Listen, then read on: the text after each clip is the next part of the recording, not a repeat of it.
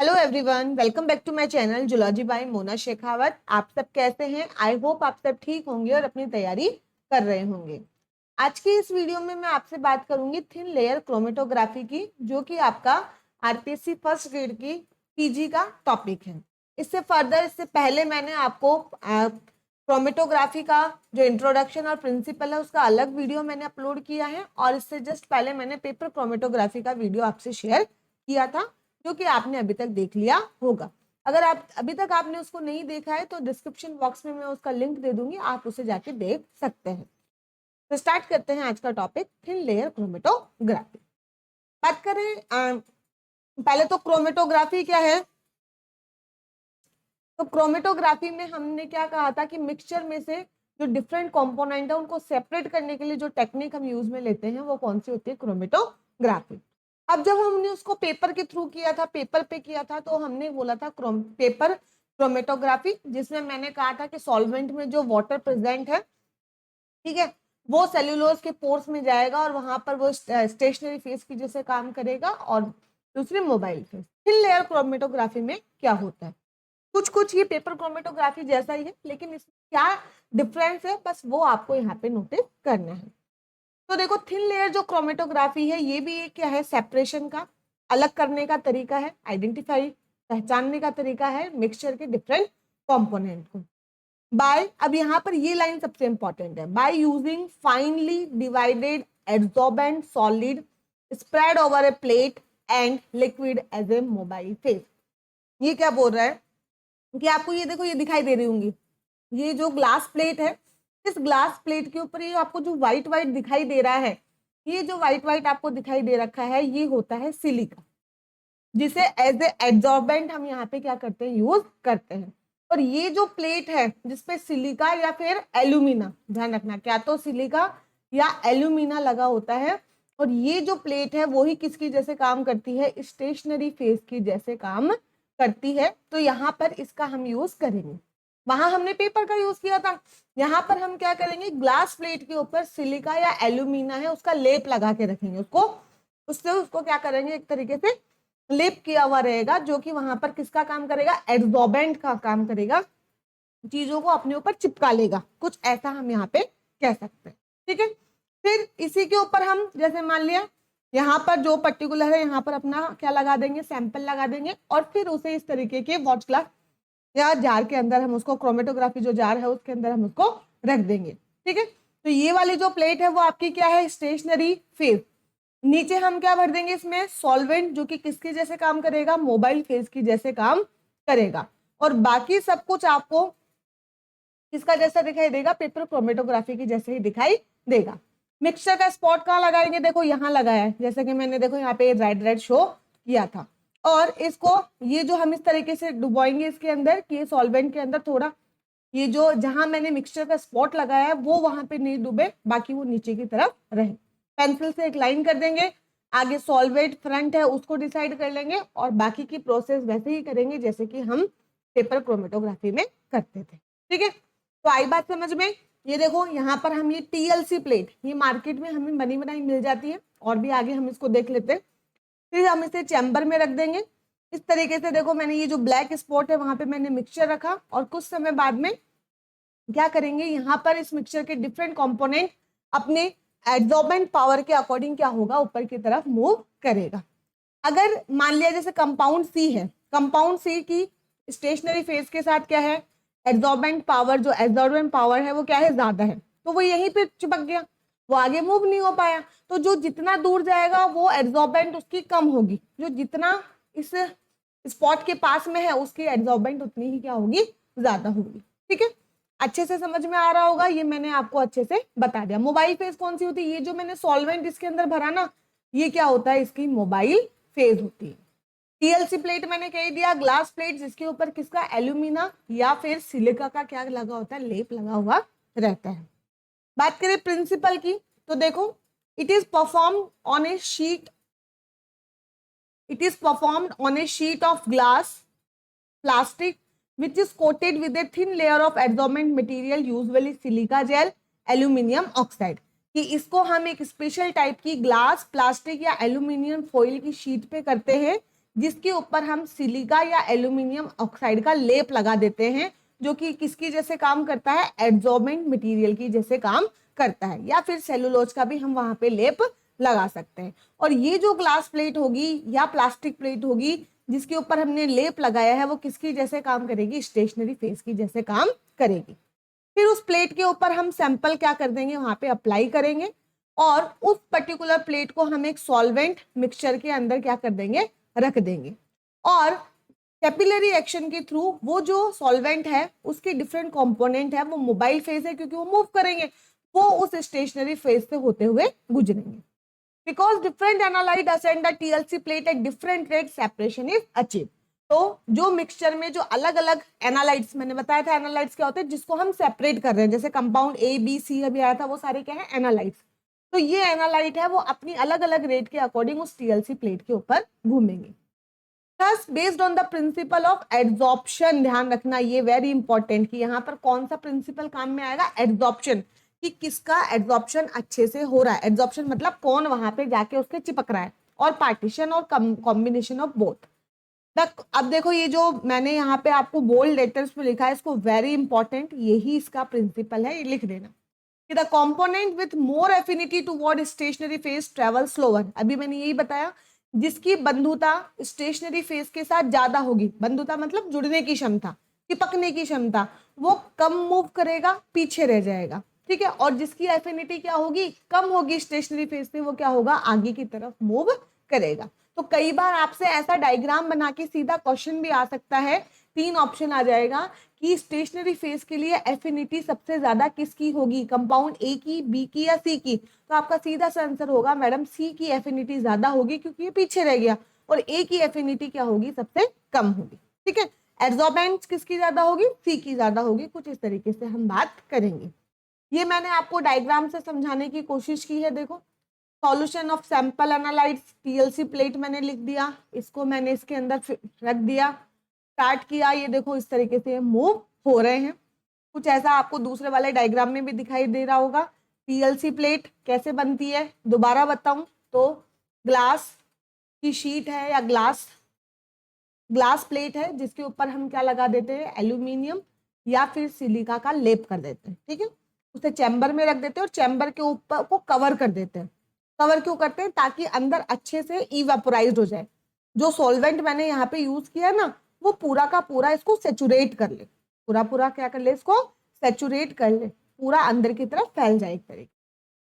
और solvent front, जहां तक इस पूरे सॉल्वेंट को मूव करवाना है, कि यहां तक अगर पहुंच जाएगा ना मेरा ये सॉल्वेंट, तो उसके बाद में मैं इस टीएलसी प्लेट को इस चैम्बर में से क्या कर लूंगी, अलग कर लूंगी। बात करें टीएलसी के कंपोनेंट्स क्या क्या है, तो भाई सीधी सी बात है, पहला कंपोनेंट क्या है, टीएलसी प्लेट। टीएलसी प्लेट, ठीक है, जो कि स्टेशनरी फेज की जैसे काम करती है।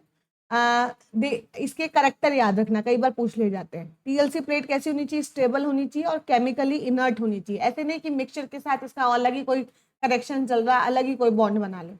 Very thin layer of stationary phase is applied on wall surface, on this thickness उसकी यूनिफॉर्म होनी चाहिए, ऐसे नहीं कहीं मोटी कहीं पतली। और पार्टिकल का साइज भी कैसा होना चाहिए, छोटा होना चाहिए। दूसरी जो चीज है वो है टीएलसी चैम्बर, जो कि टीएलसी प्लेट के डेवलपमेंट के लिए यूज की जाती है। The chamber maintain a uniform environment inside for proper development of smoke. मैंने कहा ना कि सॉल्वेंट अच्छी तरीके से सैचुरेट हो जाए, अंदर की तरफ पूरा फैल जाए। साथ ही साथ it also prevent the evaporation of solvent and keep the process dust free, क्योंकि मैंने कहा चैम्बर ये जो है, मैंने इसको क्या कर दिया, कवर कर दिया। तो अंदर की तरफ जो भी सॉल्वेंट है वो इवेपोरेट ना हो, एक तो इस चीज का ध्यान रखिएगा, इवेपोरेट मतलब भाप बन के बाहर ना चला जाए, और दूसरा बाहर से कोई डस्ट अंदर ना चली जाए, इसका भी वो ध्यान रखें। Next, mobile phase.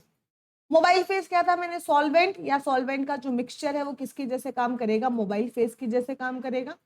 ये पार्टिकुलेट फ्री होना चाहिए, इसमें कोई भी पार्टिकुलेट्स नहीं होने चाहिए, छोटे छोटे जो सस्पेंडेड पार्टिकुलेट्स होते हैं उनकी बात करते हैं। फिर end of the highest purity for proper development of TLC spot, अच्छी तरीके से होना चाहिए, प्रॉपर, ऐसा नहीं कोई अलग से ही हम इसमें भी हमें कंटेमिनेशन देखने को मिले। ये भी कैसा होना चाहिए, केमिकल इनर्ट होना चाहिए, ये ध्यान रखना। नेक्स्ट है filter paper. This is moisture in the mobile phase to be place inside the chamber, जिससे कि क्या होगा, it develop a uniform rise in a mobile phase over the length of the stationary phase, ताकि ये पूरे अगर filter paper से क्या होगा, इस पूरे के ऊपर एक पर्टिकुलर क्या होगा, एक जैसा एटमोस्फेयर बनाए रखेगा।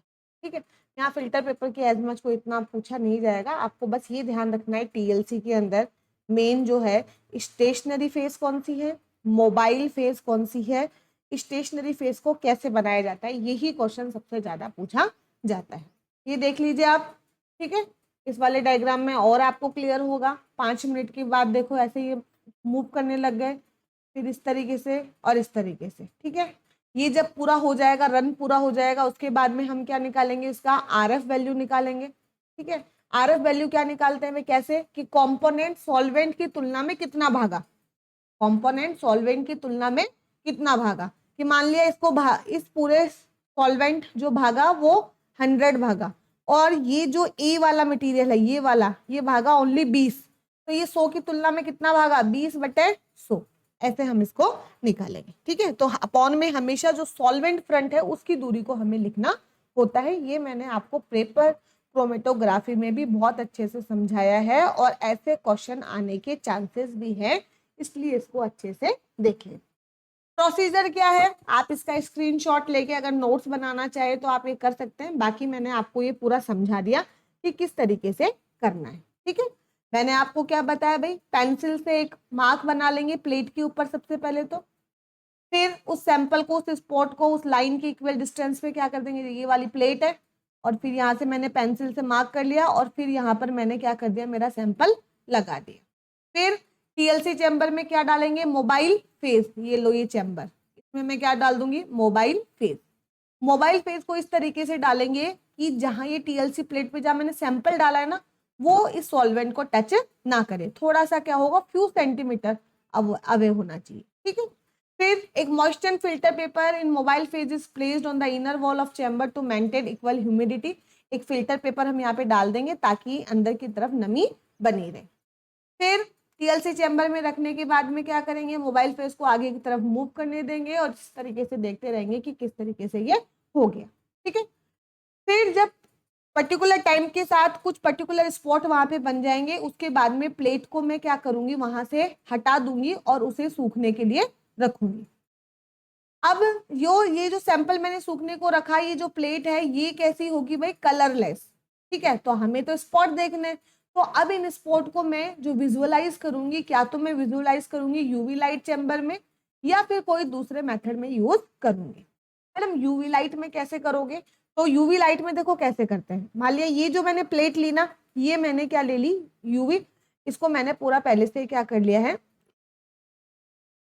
मतलब इसको फ्लोरोसेंस प्लेट ले ली, एक तरीके से फ्लोरोसेंस वाली मैंने इसको ले ली। ठीक है, अब मान लिया यहाँ पर ये सैंपल, यहाँ पे ये स्पॉट यहाँ पे बने, तो जब मैं यूवी लाइट से इसको देखूंगी तो जहां जहां स्पॉट होंगे वहां वहां हमें फ्लोरोसेंस दिखाई नहीं देगा, और बाकी जगह हमें फ्लोरोसेंस दिखाई देगा, मतलब बाकी जगह तो चमक दिखाई देगी, और जहां जहां ये आपका स्पॉट होगा वहां पे आपको काला काला सा डार्क डार्क सा दिखाई देगा, तो आपको समझ में आ जाएगा कि यहाँ पर अपना सैंपल गया है। ठीक है, ये क्वेश्चन पूछा जाता है, वेरी इंपॉर्टेंट डाल देना कि टीएलसी प्लेट पे रिजल्ट को देखने के लिए कौन कौन सी टेक्निक होती है। सबसे बेस्ट है यूवी लाइट, दूसरा है हम आयोडीन से उसको क्या कर दें, पोर कर दें।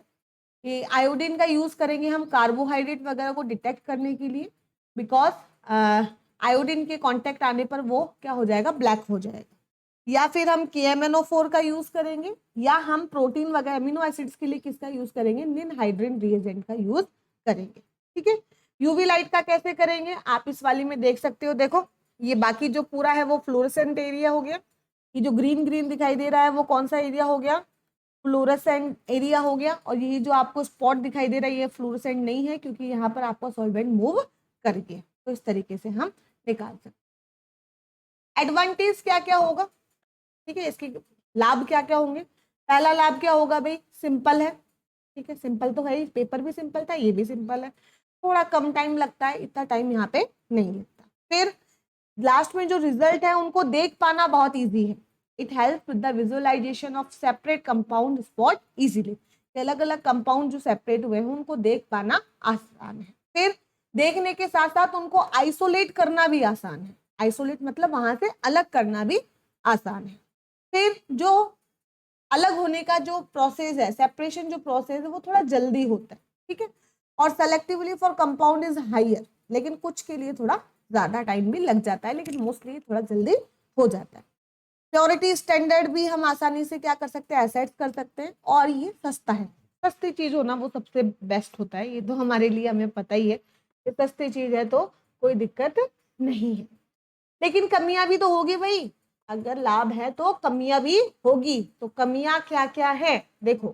पहला, ये एंटेनोमर्स और आइसोमर्स के बीच में डिफरेंस नहीं कर पाएगी, क्योंकि इतनी ज्यादा एडवांस टेक्निक ये नहीं है, ठीक है। आइसोमर्स वगैरह बनते हैं, उनको ये डिफरेंट नहीं कर पाएगी। दूसरा, the RF value of compound must be known before hand, कि किसी भी कंपाउंड को जानने से पहले हमें उसकी RF वैल्यू पहले से पता होनी चाहिए। कि मान लिया ये है ABC, अब मुझे पता चल गया A की आई 2.4, तो ये 2.4 कौन से अमीनो एसिड की होती है वो हमें पहले से पता होना चाहिए, वो चार्ट हमारे पास होना चाहिए। TLC plate do not have long stationary phase, therefore the length of the separation is limited compared to other chromatography technique, क्योंकि ये थोड़ी शॉर्ट है, इतनी ज्यादा लंबाई की नहीं होती है, तो लेंथ थोड़ी सी क्या रह जाती है, यहाँ पे छोटी रह जाती है। कुछ ऐसी बातें हमने की।